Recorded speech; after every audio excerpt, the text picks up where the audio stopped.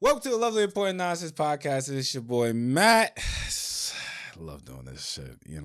This it's my favorite part of the podcast when I get to scream my name, Spellen, up in here. And my guest today is, please let the people know exactly who you are. Morgan Christopher Parker at Morg Parks on Instagram. Exactly. I like how you did that. You sound professional. You did this before?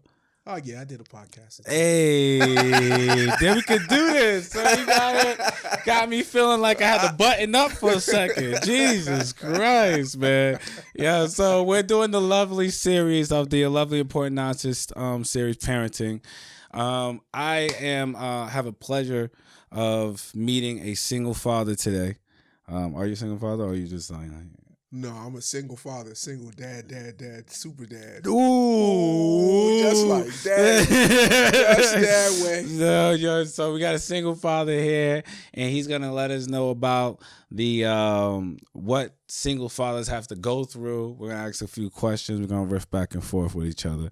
I started this series parenting because I wanted to know what other parents was going through, and then I was like, man, I gotta find a single father, man. Absolutely. I found a lot of deadbeat fathers, but I ain't find no good single fathers. I had to reach out into the source. I was like, yo, God, you know any single dads that's a good father? She was like, I got one man in mind. And then she sent you over, and then thank you very much, Kat, for setting this up. Absolutely. Yeah. So, please, how old is your you said your son? My son is 10. 10 years old. All right. Yes. All right. And we were just talking about how just boys in general be testing us as just as another guy. And I wanted to tell you before we started, but I had an issue with my 2-year-old. My 2-year-old is the bully of the wow. Yeah. So the youngest one. And he's the one with the high pain tolerance and all that. So he just gave me that look like he wanted to someone give you that look like they want to smoke, and you look at him like, all right, my man, what we about to do here? Because I feel like should I punch you in the face? Because I feel like you challenging me like a man. You know what I'm saying? And I know you too. I ain't gonna do it. I don't like jail. So should I punch you? But how do you handle because you got a 10-year-old, so I already know his chest be pumped up. Because I remember when I was 10. Oh yeah. So how do you handle that? When my son, see, and the other thing about my son is my son boxes. Oof. So he boxes too. Yeah. So he really has his chest out. So it's like I gotta be an alpha with him. Yeah. So I guess in a way, I'm tough on him. Right. I am tough on him. If I have to discipline him, I discipline him. I definitely set him straight because I want to set him straight. I don't want the police out here setting him straight. Right. So I make sure that I tell him the right things to do and how to go about things. One thing that I always tell him, and this is something that I always say to him, I said, son, you want to be a king or do you want to be a caveman? Right. I said, see, a king, you could talk to another king. Mm-hmm. You can handle it, and like a democracy. Diplomatically, we could talk. We could have a conversation. But I said, a caveman only understands when something's going upside his head. Right. Don't be that guy that nobody can't talk to you, that you only understand when you're threatened or you feel like something bad is going to happen to you. Because that's going to put you in a bad position because you only respect the sword. You need to respect somebody just because they're talking to you before it even goes that type of way. Okay. Yeah. Okay. So that's how I try to handle it with him a lot of the time with that situation, and be at the fact that his mother's not here. I had him for the last 5 years. His mother is not around, so it's like having that correct balance. Right. Because I am a black father, so I'm going to be tough because he's gonna deal. be a black man like us one day, and we know, like we both know, that he has to be extra smart. Yeah. He has to be extra funny. He has to be super talented. He has to be above and beyond, because some of those same opportunities that are offered to other people are not going to be offered to him. So he has to represent excellence. Right. So it's like walking a tightrope. It's a extreme balance with it. It's a extreme balance. Like it's super facts with the machine on it. That's the son. But so how do you pull the interest out of him? Like as a black father, you got to pull this interest out of your black son, and you know how it is. It's hard to grasp that that what interests them in this type of world where, you know, they get polluted by things like materialistic stuff and things like that. It's like, how do you find out, hey, I know you're leaning towards this, like, let me help you, you know what I'm saying, let me push you forward a little bit in this area. You know what I've noticed? Well, it takes a village. It does. It takes a village. Like, when it comes to my son, I'm not selfish with him. He has 5 godfathers. I'm not selfish with him. I share him with the community. And it's just not me who raises him. So when it comes to certain things and I'm trying to motivate him, like for instance, we go to the boxing gym. Right. A lot of the Jets players come in there. You know, Bell, Le'Veon Bell is in there, Frank Gore. Dope. And he'll see these guys. And I'll say, look at these guys. They just got done playing football. They just got done with a game. They're in the gym working out right now. You see, if you want to be the best, and this is what you want to do, or this is what you want to succeed, you have to be able to put in the extra work. You have to be able to push yourself when other people are not pushing themselves. That's the only way that you're going to achieve excellence. And that's what I tell him all the time, that if he wants something to happen, he has to be dedicated toward it, that he has to pay attention.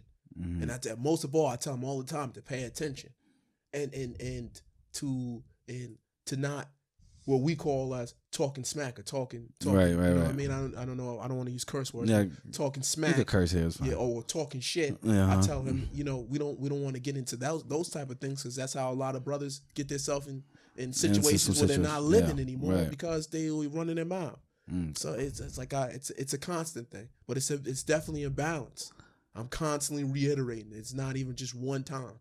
It's always this. Or clean up the. Come on, look, you got to work out. Come on, let's go do this. Look, you got to go over your schoolwork. Come on, let's do this. Come on, it's a constant reiterating. Right. Constantly teaching. I see that you keep using the words excellence. You keep using the word excellence. Like, what does that word really mean to you? What does it mean to me? Yeah, excellence to me means being the best person, being the best version of yourself. Striving for that, being a better version of yourself than you were yesterday. So if it was yesterday, maybe you were trying to achieve something, and the next day trying to achieve more, trying to keep on pushing forward. That's excellence to me. The constant goal, the constant movement of moving forward and being successful. That's what I see excellence in. Nice. And not in the constant push. You have to, because you got to keep on pushing. You have to, especially us as black men. Yeah. Especially us. Exactly. I like everything you're saying right now, but I had a few questions from other people that they wanted me to ask to a single black father as yourself.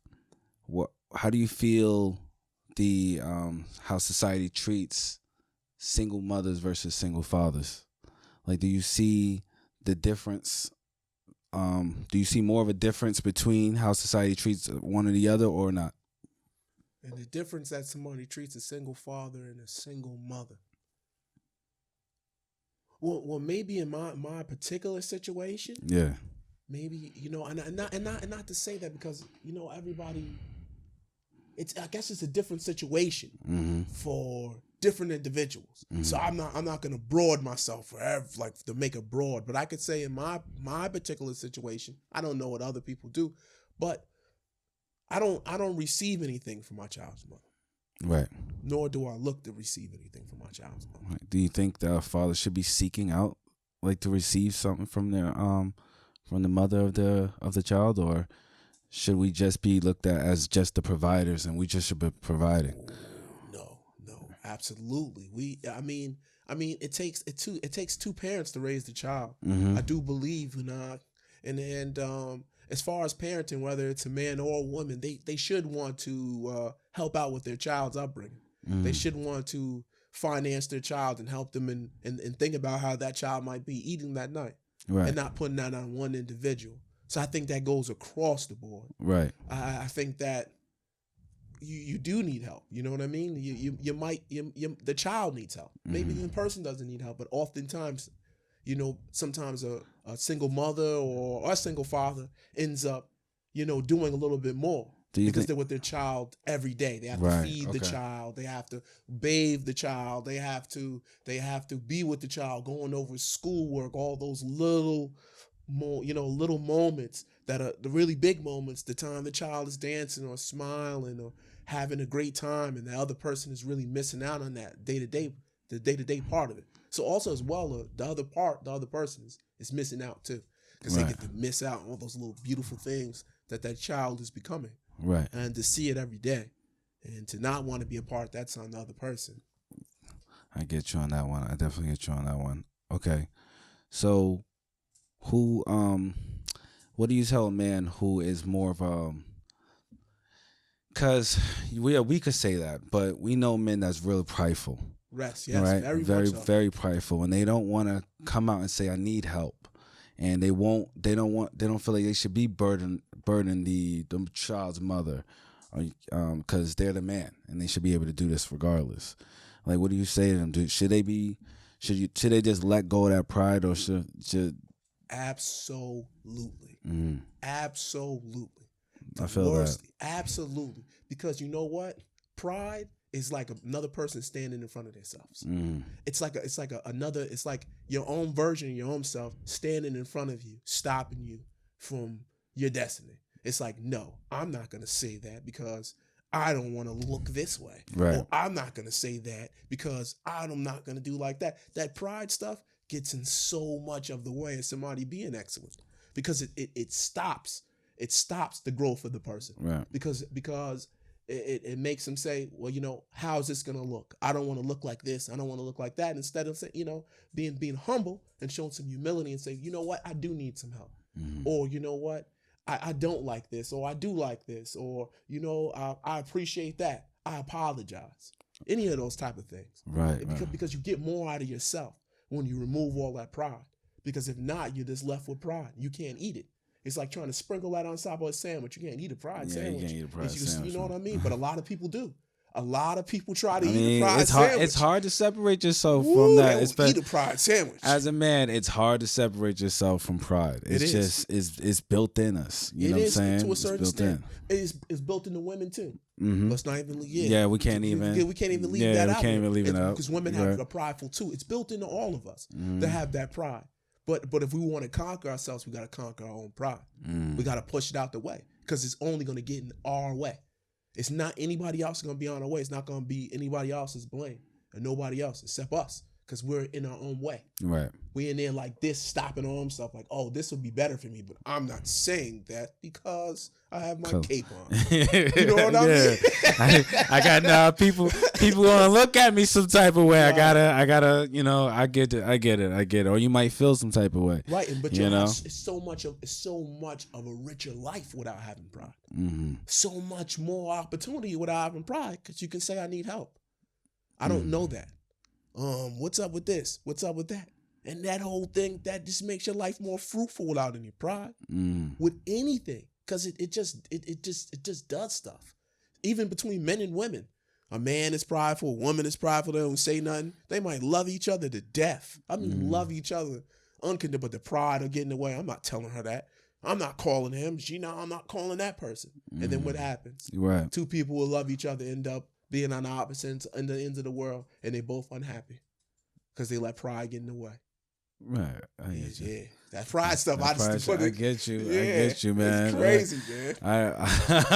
crazy. I'm the last one to speak. My pride is so high, it won't make no goddamn sense sometimes. But I do understand, like, putting it to the side for the sake of the ones you love is very important. It is. It's very important, especially when it comes down to raising boys. I think they need to see you, and they need to see you with your shield down. Definitely. You know what I'm saying? So, like, I tried to, like I was saying before in another podcast, I tried to try to give them this emotion that I was never given when I was a kid, right? So, I try to give them that, they understand what love feels like from another man, which isn't confusing. Right. You know what I'm saying? So, like, what's your balance like when it comes down to, like, okay, I got to be the big dog in here, and I got to show him that I love him in a way that, like, his mother would show him. You know what I'm saying? So how do you do that? It's a balance for it. It's like, all right, for instance, if me and him are Like the other day, I have him training in the gym. He goes hard. He's like a tank too. We're training, and I see how, come on, keep pushing yourself, pushing. I'll give him a high five or whatever. Yo, son, I'm really proud of you, whatever. Every day, there's not a day that don't go by that I don't tell my son I love him at least 5 times. I say how important that shit is? I tell my son every day that I love him. I tell him every day to help with his confidence. I give him hugs. He's a big guy. My son is 120 pounds. He's fit.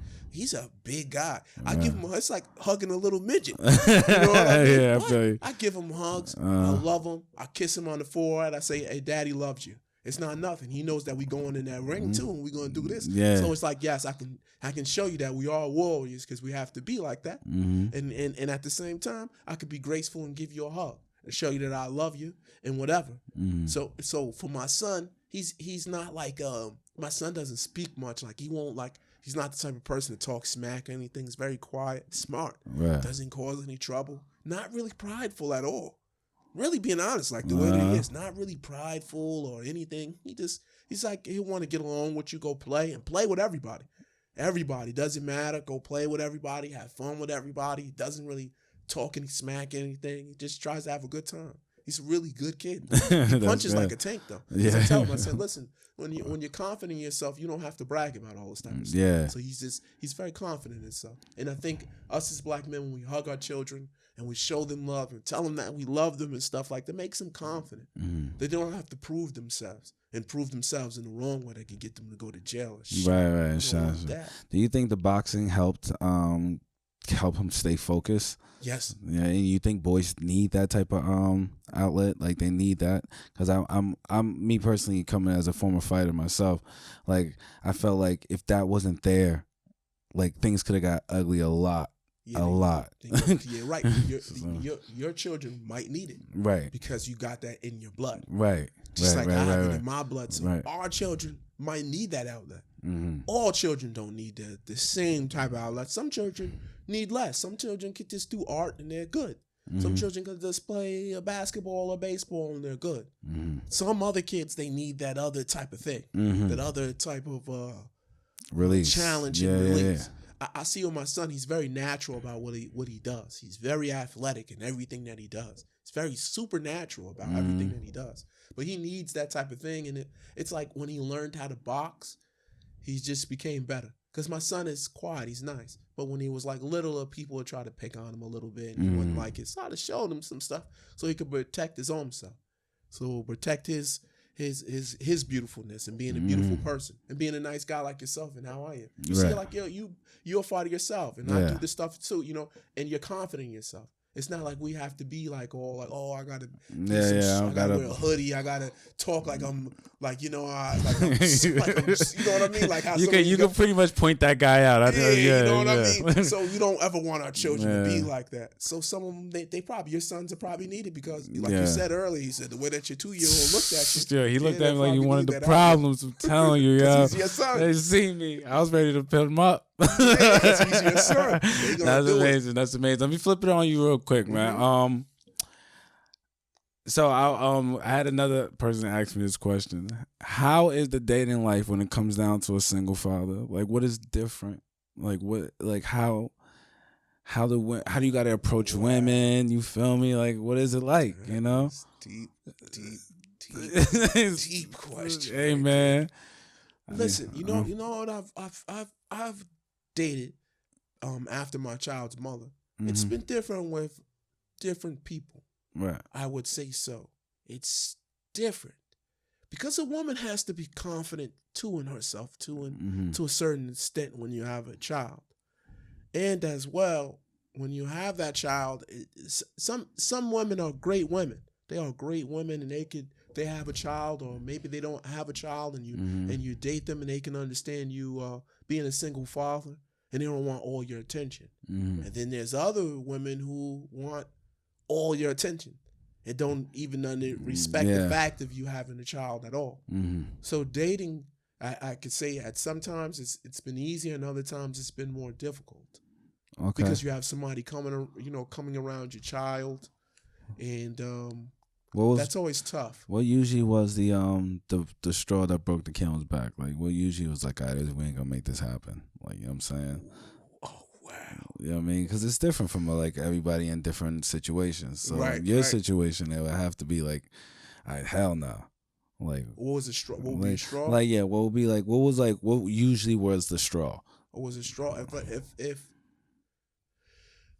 If the person acted like I didn't have a son at all, and they were the son, and I was just something to orbit around it, right? That's like the straw, to act like I don't have a son. I think that's the part, because I love my son to death. My son is really and truly my only responsibility. Right. It's my only sole thing that, even with the government's concerned, that I have to take care of. And I'm not gonna not to say I don't want to say like number one or number two, but I'm not gonna overshadow my responsibility. I can do it all, but I'm not just gonna not shun my son. Right. Or he's not going to be involved in my life or anything like that. So these women need to respect that you have a goddamn son, pretty much. You know what they say. What they say in the Bible is it's a good thing. What they said, right, about Jesus, right? What they say? To get to the Father, you got to go through the Son.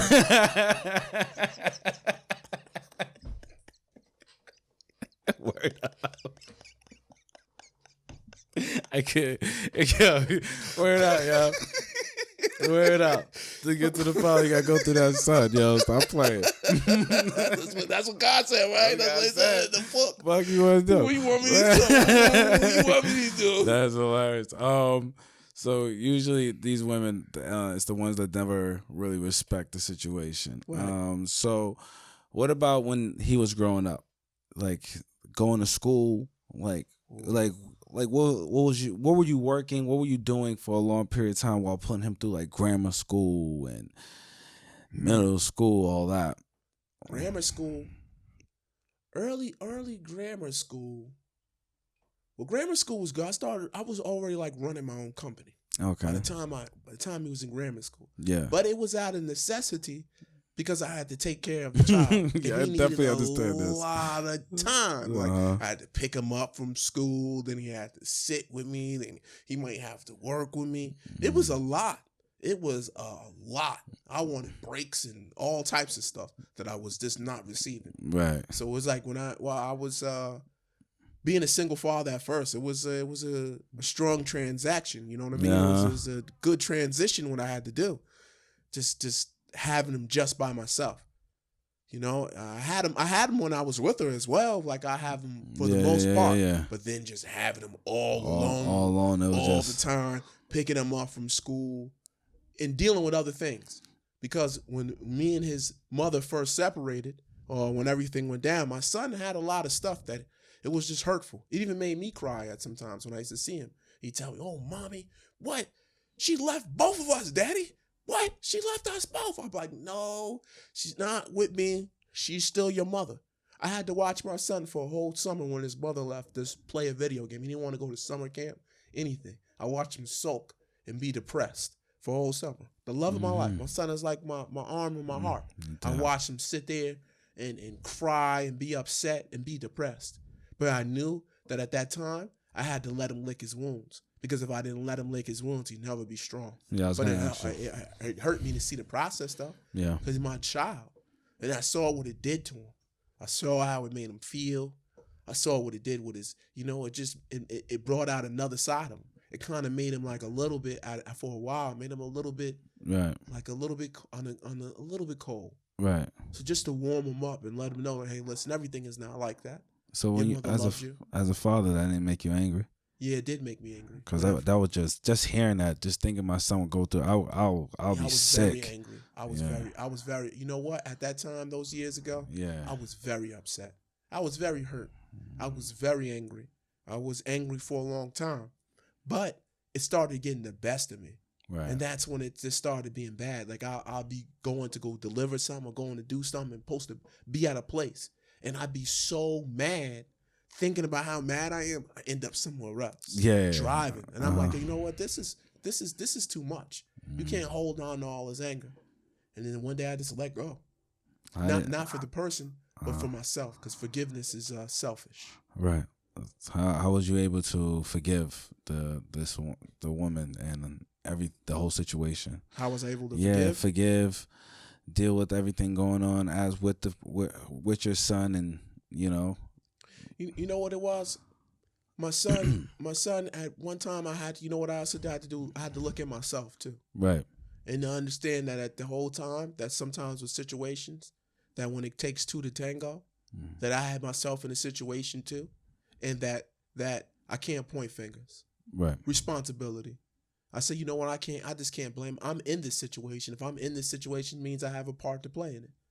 And from that type of time, I just let it go. I just let it go. I mean, she went through a lot of trials and tribulations. I mean, her life things didn't go as well as what she thought that things would go. It really did not go well for her at all. But, in time, I let things go. I used to call her a lot to say, oh, why don't you call my son up? Why don't you speak to him? And then one day my son told me, I was like, your mother doesn't go. He says, Daddy, I don't even worry about all that type of stuff.